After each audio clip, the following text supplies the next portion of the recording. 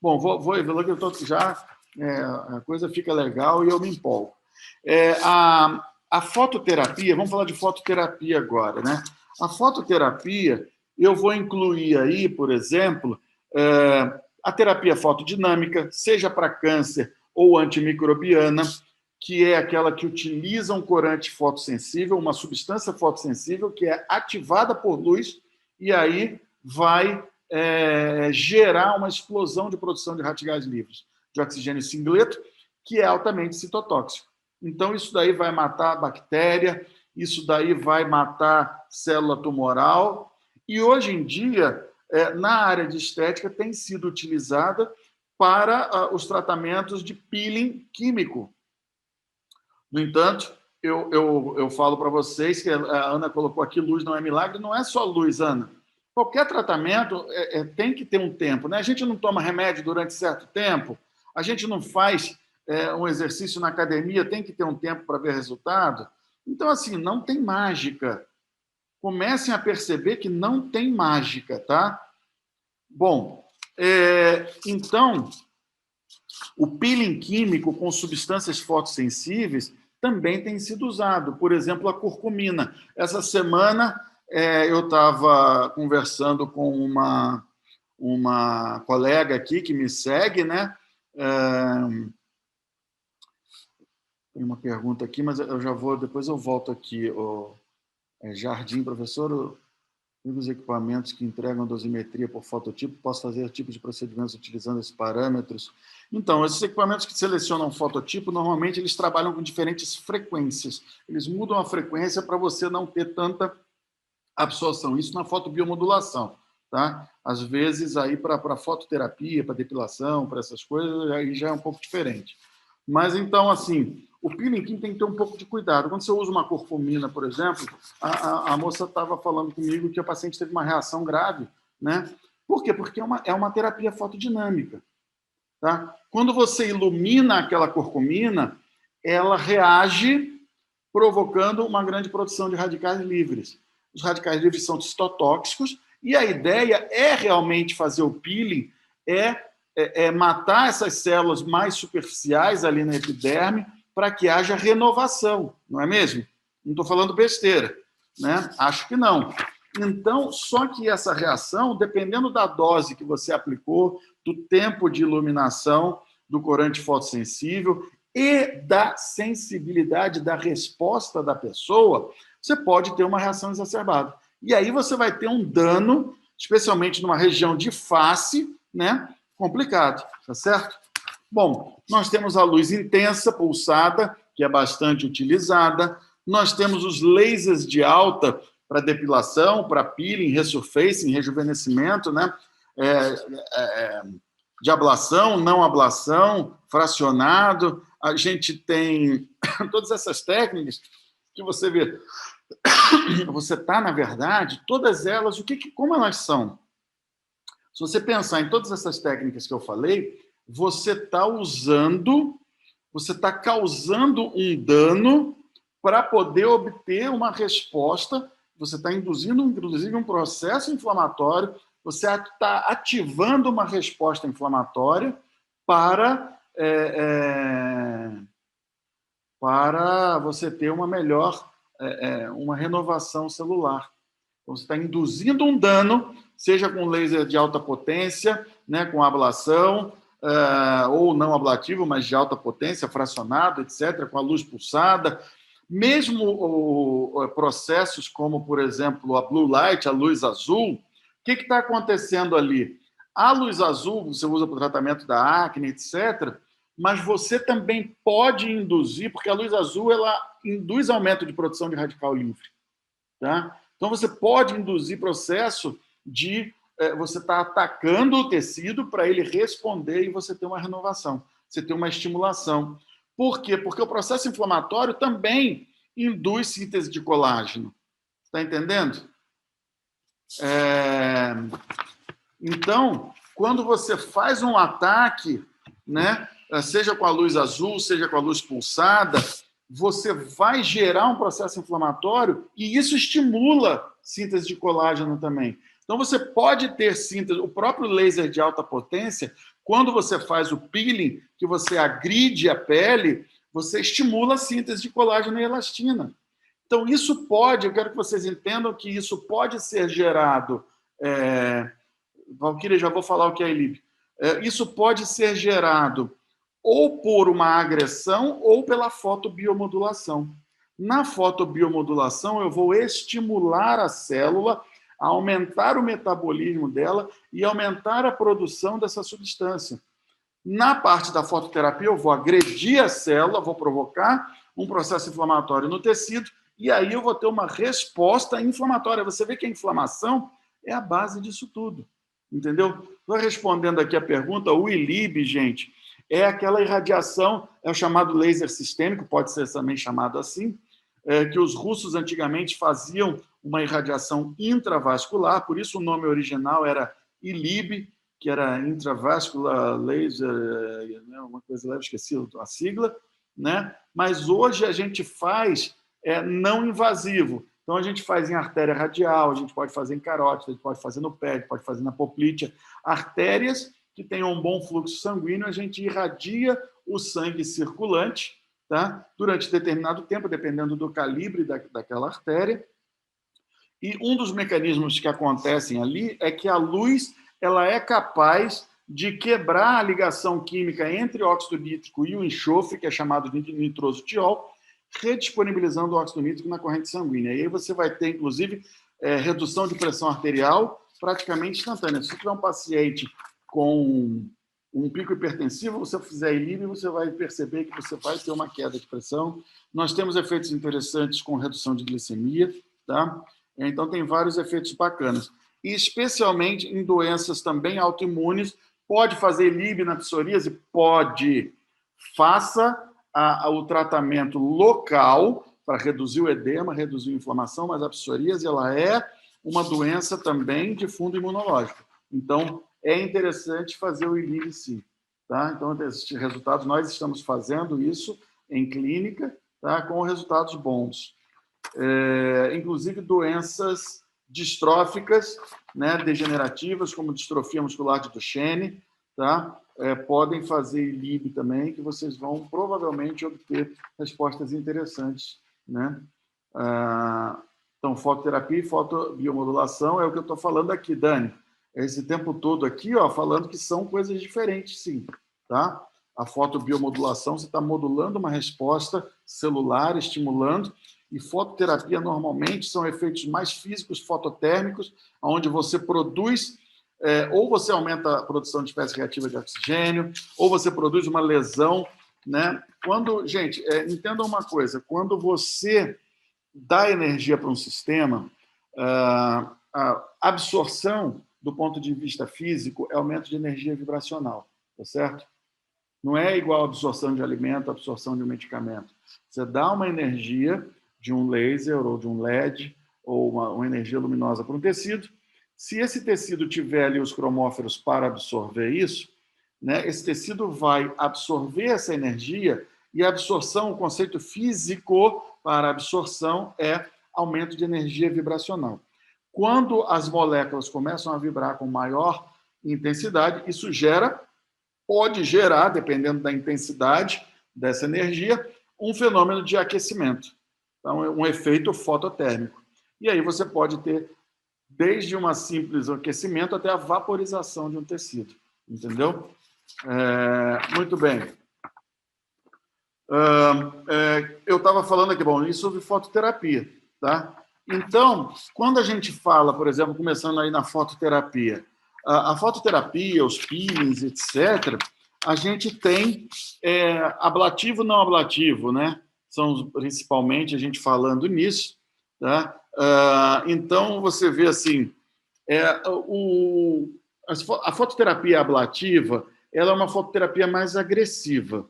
Tá? Então, você realmente dá uma pancada de energia, você vai matar aquelas células da epiderme, tá? É muito usada para tratamento de cicatriz hipertrófica, cicatrizes hipertróficas acneicas, você pode usar, tanto os lasers quanto a própria luz pulsada também pode ter resultados interessantes, mas ela vai remover a epiderme e vai aquecer a derme.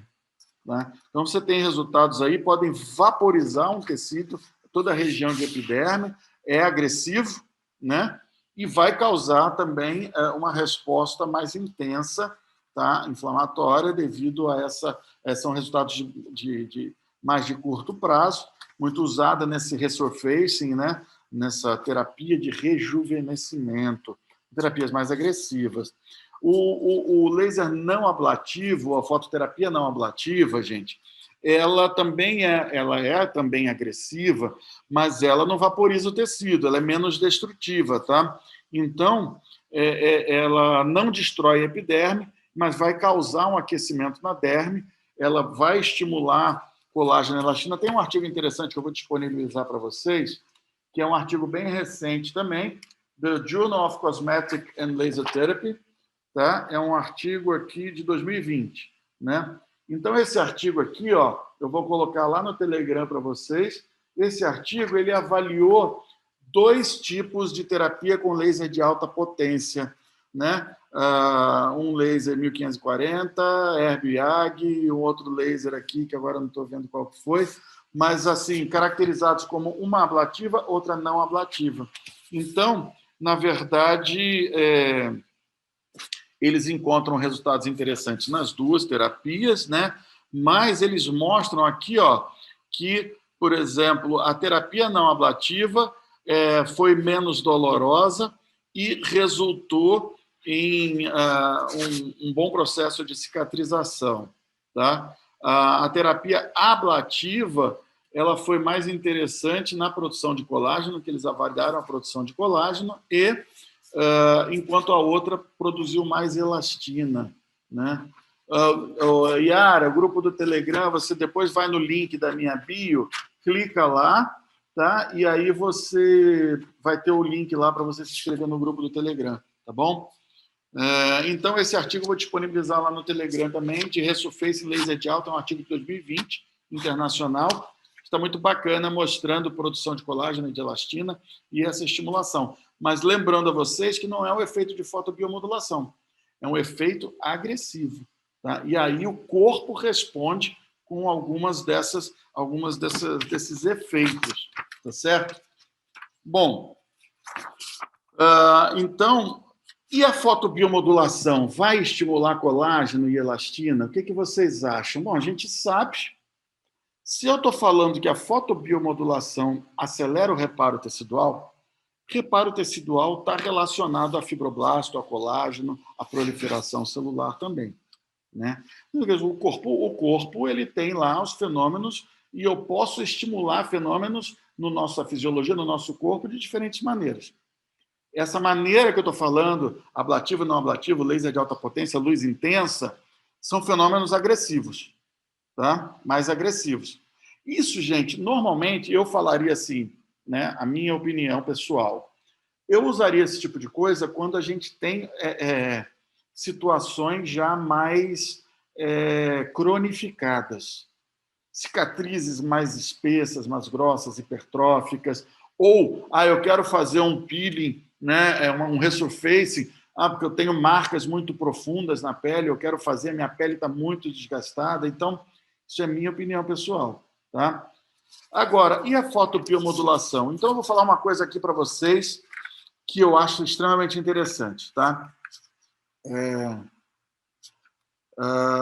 Vital Terapia Complementar, curso mais... Olha, gente, a gente vai lançar cursos voltados para o sistema musculoesquelético, mas estética é saúde, né? Tudo que eu estou falando aqui, ó, a gente falou de psoríase, de doença autoimune, de reparo tecidual, de diabetes, de úlcera venosa, de pé diabético, feridas de difícil cicatrização.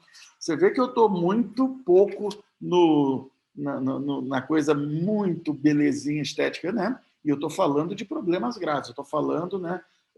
Depois eu vou abordar outras coisas também mais estéticas do ponto de vista de beleza. Então, eu estou falando muito de doença. Mais para frente, eu vou lançar cursos da área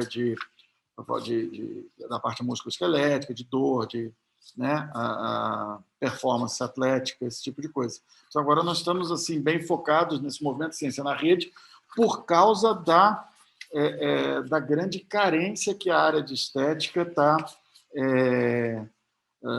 de aspectos científicos. A live, eu estou gravando hoje eu não estou transmitindo pelo YouTube, porque estava dando vários probleminhas de transmissão. Eu estou gravando pelo Zoom, tá? E depois a minha equipe vai subir lá no YouTube, no meu canal. Quem não conhece o canal é Professor Dr. Rodrigo Lopes Martins, lá no YouTube. Tem todo o material que eu estou colocando, está ficando no canal. Então, se inscreve no canal, dá um like. Você sabe que a gente aqui nesse movimento de internet, a gente vive de compartilhamento, like e interação. Então, gente, por favor, eu estou adorando aqui hoje, que o pessoal está fazendo bastante pergunta, né? Então, assim, vamos que vamos. Agora eu quero falar, tá tão gostoso aqui, estou falando tanto, está tão interessante que o tempo está passando muito rápido. Mas eu vou falar para vocês aqui, ó, por que nesse ponto que eu estava falando de estimulação, olha um aspecto que eu acho muito interessante. Paciente idoso, cliente idoso, né? Maturidade, senescência, paciente da terceira idade, se eu posso falar assim, tá? Eu vou fazer um resurface num paciente de 65, 70 anos, que já tem uma pele fina, que é mais sensível. O que vocês acham? Pronto, eu, Rodrigo, né, acho que, assim, é dolorido, é mais arriscado, né? Posso causar uma lesão mais grave, tá certo? E o paciente de maior idade, ele também quer ficar bonito. Por isso que eu falo para vocês, pessoal, grava o que eu estou falando, tá? Não tem milagre e a gente precisa começar a botar na cabeça dos nossos pacientes e clientes que esse processo de tratamento, ele precisa ser mais continuado.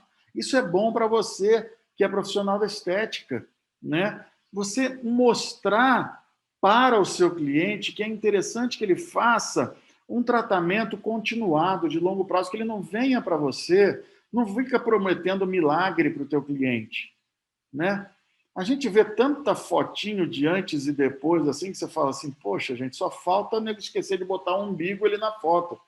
Desculpa, mas tem muita coisa complicada, né? Então, vamos trabalhar começando a mostrar para o teu cliente que é interessante um processo de mais longo prazo. Isso, por exemplo, no idoso é fundamental. Você passar para ele que esse tratamento continuado, seja uma vez por semana, uma vez a cada 15 dias, essa estimulação. Como é que eu vou tratar um idoso? Eu prefiro tratar, ou preferia tratar com fotobiomodulação.